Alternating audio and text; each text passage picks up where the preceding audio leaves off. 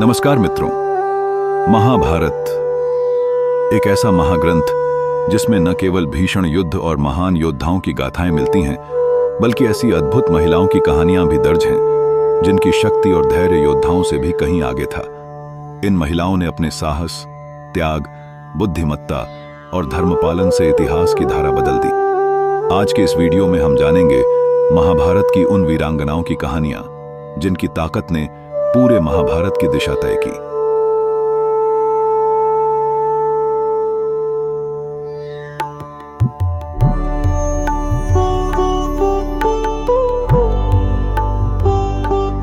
द्रौपदी पांचाल की राजकुमारी और पांचों पांडवों की पत्नी। परंतु द्रौपदी की असली पहचान सिर्फ एक राजकुमारी या महारानी की नहीं थी।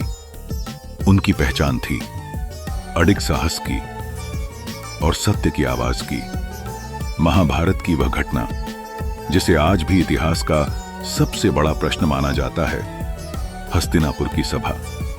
जब द्रौपदी को अपमानित किया गया तो वह सिर्फ चुपचाप सहन करने वाली स्त्री नहीं बनी। उन्होंने प्रश्न उठाया, और यह प्रश्न केवल पांडवों या कौरवों से नहीं था, बल्कि पूरे समाज और धर्म से था। उन्होंने सभा में गर्जना की, क्या एक स्त्री को जुए में दांव पर लगाया जा सकता है? उनका यह प्रश्न धर्म के उस खोखले ढांचे को हिला गया जहां स्त्री को वस्तु समझा जाता था। द्रौपदी ने उस दिन समाज को आईना दिखाया और बताया कि अन्याय सह लेना भी अन्याय का साथ देना है। कहा जाता है, द्रौपदी के आंसुओं ने ही महाभारत के युद्ध की नींव रख दी थी। उनके आंसुओं ने अन्याय के विरुद्ध युद्ध का बिगुल बजाया। द्रौपदी केवल एक पात्र नहीं थी, वह न्याय का प्रतीक थी, धर्म की पुकार थी। और आज भी उनके शब्द समय की गूंज बनकर हमें याद दिलाते हैं कि साहस और सत्य की आवाज कभी व्यर्थ नहीं जाती।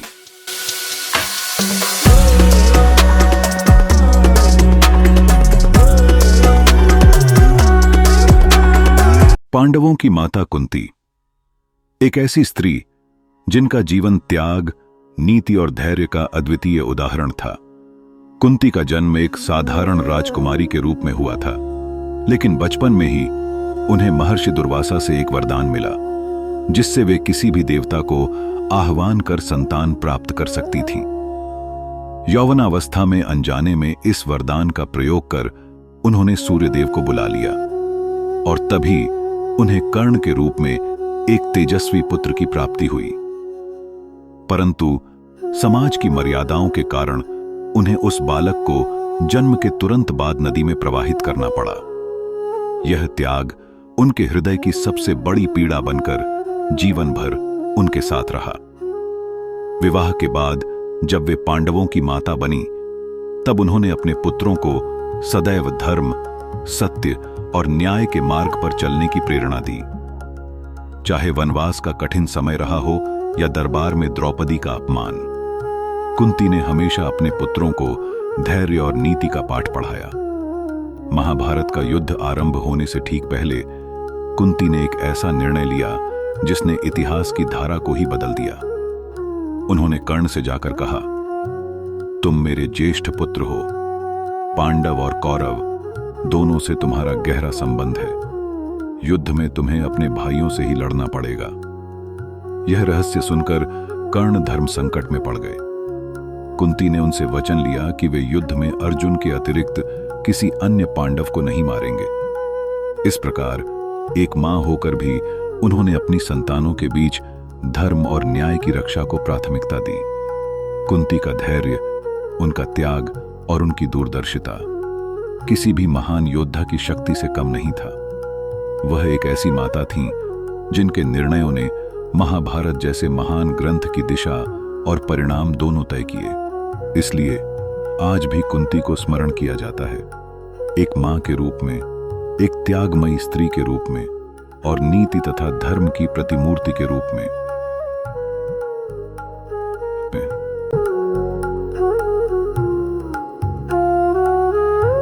गांधारी हस्तिनापुर की बहू, धृतराष्ट्र की पत्नी, वो स्त्री जिसने अपने पति के साथ जीवन का हर सुख दुख साझा किया। जब उन्हें पता चला कि धृतराष्ट्र जन्म से अंधे हैं, तो उन्होंने एक निर्णय लिया। उन्होंने अपनी आंखों पर पट्टी बांध ली और जीवन भर उसी पट्टी को ओढ़े रखा। ये त्याग केवल प्रेम का प्रतीक नहीं था, बल्कि यह दिखाता था कि वे अपने पति की किस्मत में पूरी तरह सहभागी थीं। पति देख नहीं सकते तो वे भी संसार को न देखेंगे। परंतु महाभारत का युद्ध जब समाप्त हुआ तो उनका संसार बिखर गया। गांधारी के 100 पुत्र कौरव सब एक एक कर युद्ध भूमि में मारे गए। उनकी ममता, उनकी तपस्या सब चूर चूर हो गई। उस क्षण एक मां का हृदय विदीर्ण हो उठा। दुख में डूबी गांधारी ने भगवान श्री कृष्ण को शाप दिया। उन्होंने कहा, जैसे मेरे कुल का नाश हुआ है, वैसे ही एक दिन तुम्हारा यदुवंश भी विनाश को प्राप्त होगा। गांधारी की वाणी शाप नहीं, बल्कि एक मां का आक्रोश था। पर इतिहास गवाह है, उनकी वाणी ने ही आने वाले समय की नींव रखी। वह श्राप जिसने यदुवंश के अंत को निश्चित कर दिया।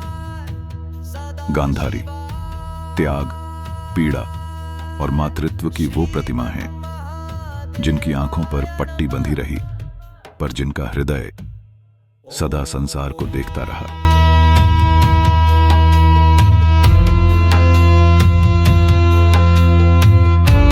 सत्यवती एक साधारण मछुआरे की बेटी। नदी के किनारे नाव चलाने वाली यह युवती उस समय नहीं जानती थी कि उसका भाग्य पूरे आर्यावर्त के इतिहास को बदलने वाला है। सरल जीवन, किंतु अद्भुत बुद्धिमत्ता और असाधारण व्यक्तित्व। उसकी आंखों में गहराई थी, मानो जैसे नदी की लहरें उसके भीतर उतर गई हों। यही सत्यवती आगे चलकर हस्तिनापुर की महारानी बनी। एक साधारण स्त्री से साम्राज्य बनने का यह सफर केवल सौंदर्य से नहीं, बल्कि उनकी दूरदृष्टि और अद्भुत राजनीति कौशल से संभव हुआ।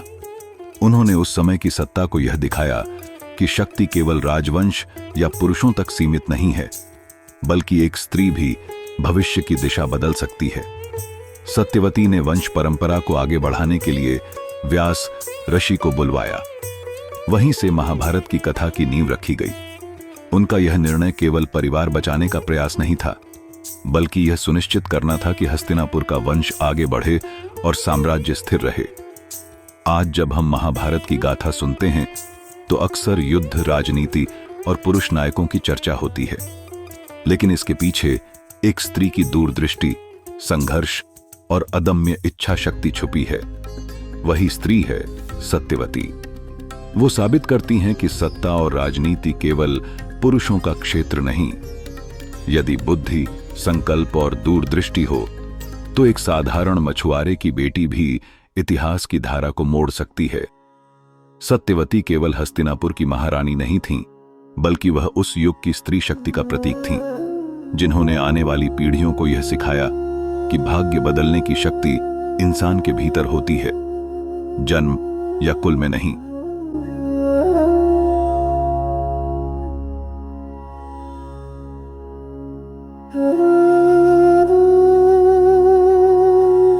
महाभारत की कथा केवल युद्ध, पराक्रम और संघर्ष की गाथा नहीं है। यह प्रेम, करुणा और बलिदान से भी भरी हुई है। इसी गाथा का एक अनमोल अध्याय है उलूपी, नागकन्या और अर्जुन की पत्नी। उलूपी नागलोक की राजकुमारी थीं। उनका हृदय न केवल सुंदरता से, बल्कि अद्भुत शक्ति और ज्ञान से भी भरा हुआ था। जब अर्जुन अपने वनवास के समय गंगा किनारे तपस्या कर रहे थे, तब उलूपी ने उन्हें देखा और मन ही मन उनसे विवाह का संकल्प लिया। उनका प्रेम निस्वार्थ था और अर्जुन ने भी उनके साथ विवाह स्वीकार किया। इस मिलन से उन्हें एक पुत्र प्राप्त हुआ, इरावन। परंतु महाभारत के युद्ध और उसके बाद का समय सरल नहीं था। अर्जुन को एक गंभीर शाप का सामना करना पड़ा, जिसके कारण उनका जीवन संकट में आ गया। उस समय कोई भी उन्हें बचाने का उपाय नहीं ढूंढ पा रहा था। यहीं पर उलूपी का योगदान सामने आता है। अपनी तपस्या, भक्ति और अद्वितीय शक्ति से उलूपी ने न केवल शाप से अर्जुन को मुक्ति दिलाई, बल्कि जब अर्जुन मृत्यु के मुख में गिर पड़े तब उन्होंने उन्हें पुनः जीवन भी प्रदान किया। उलूपी ने सिद्ध कर दिया कि शक्ति केवल युद्ध में ही नहीं बल्कि करुणा और त्याग में भी प्रकट होती है। उन्होंने धर्म की धारा को आगे बढ़ाया और यह दिखाया कि स्त्री केवल सहचरी ही नहीं बल्कि उद्धारक भी हो सकती है। उनकी भूमिका महाभारत को एक गहरा आयाम देती है।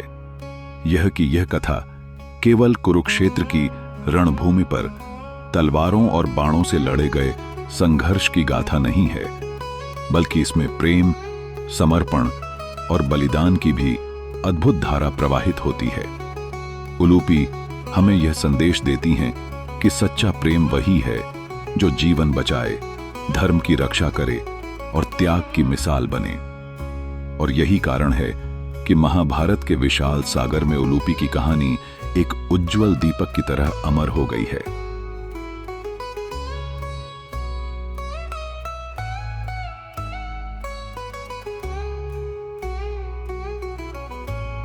महाभारत की महान कथाओं में एक नाम है जो अपनी दृढ़ता, साहस और ममता के लिए सदियों से याद किया जाता है। वह नाम है सुभद्रा। सुभद्रा भगवान श्री कृष्ण की बहन और अर्जुन की प्रिय पत्नी। लेकिन उनकी पहचान केवल यहीं तक सीमित नहीं है। सुभद्रा वो नारी थीं जिन्होंने अपनी जिंदगी के सबसे बड़े फैसले स्वयं लिए। कृष्ण की सलाह और अपने हृदय की पुकार सुनते हुए उन्होंने परंपराओं को चुनौती दी और अर्जुन को अपने जीवन साथी के रूप में चुना।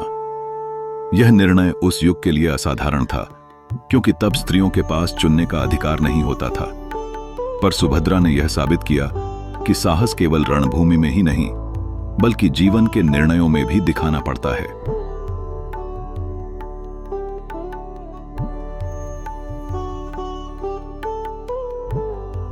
सुभद्रा की सबसे बड़ी धरोहर थी उनका पुत्र अभिमन्यु। उन्होंने अपने पुत्र को केवल स्नेह ही नहीं दिया बल्कि उसे बचपन से ही धर्म, साहस और कर्तव्य की शिक्षा दी। यही शिक्षा अभिमन्यु के भीतर ऐसी आग बन गई कि महाभारत के युद्ध में वह मात्र 16 वर्ष की आयु में भी चक्रव्यूह जैसी अजेय संरचना में प्रवेश कर गया। कौरवों की विशाल सेना, महान योद्धाओं का दबदबा, फिर भी अभिमन्यु की वीरता ने उन्हें हिलाकर रख दिया। यह शौर्य, यह बलिदान सुभद्रा के संस्कारों की अमिट छाप थी।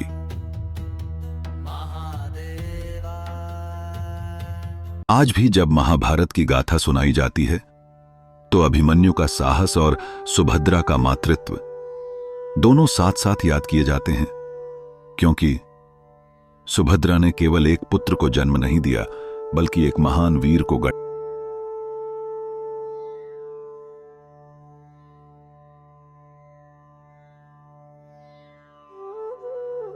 महाभारत केवल युद्ध और पराक्रम की गाथा नहीं है। यह उन स्त्रियों की अद्वितीय शक्ति और संकल्प की भी कहानी है जिनकी छवि इतिहास में अमर हो गई। सबसे पहले बात करते हैं अंबा की। काशी की राजकुमारी अंबा का जीवन त्रासदी से भरा था, लेकिन उनके हृदय में बदला लेने का अग्नि संकल्प जल रहा था। जब भीष्म ने उन्हें अस्वीकार कर दिया तो उन्होंने प्रण लिया कि किसी भी कीमत पर भीष्म का वध करवाएंगी। इस एक नारी की प्रतिज्ञा ने ही आने वाले महाभारत युद्ध की नींव रखी।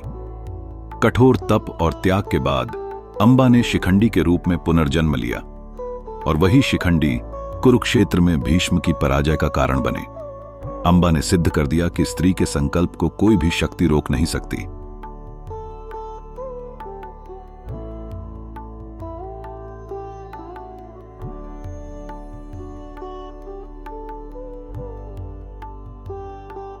अब आते हैं चित्रांगदा पर। मणिपुर की राजकुमारी चित्रांगदा कोई साधारण नारी नहीं थी। बचपन से ही वे युद्ध कला में पारंगत थीं और वीरता से उन्होंने अपने राज्य की रक्षा की। महान धनुर्धर अर्जुन ने जब उनसे विवाह किया तो चित्रांगदा ने भी अपने साहस और आत्मबल से अर्जुन का सम्मान पाया। उनका जीवन हमें सिखाता है कि नारी केवल गृहस्थी की संरक्षिका ही नहीं, बल्कि रणभूमि में भी अदम्य योद्धा बन सकती है।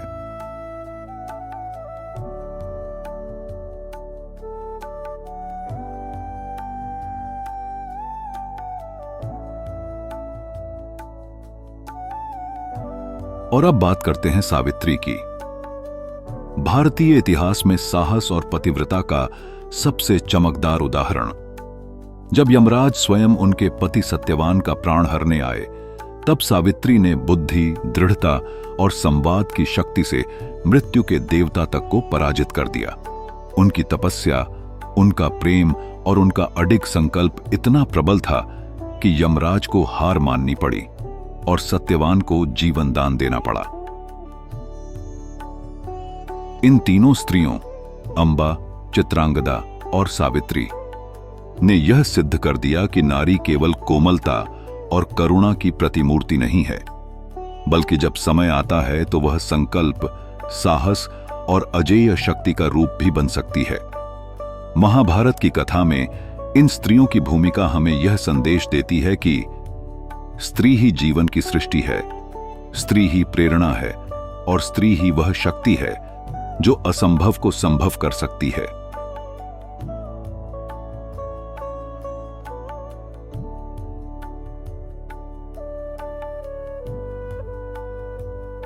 तो मित्रों, यह थीं महाभारत की वे अद्भुत महिलाएं, द्रौपदी, कुंती, गांधारी, सत्यवती, उलूपी और सुभद्रा, जिनकी शक्ति ने युद्ध और इतिहास दोनों को आकार दिया। आज जब हम स्त्री शक्ति की बात करते हैं, तो हमें यह याद रखना चाहिए कि हमारी संस्कृति और परंपराएं स्वयं इन उदाहरणों से भरी पड़ी हैं।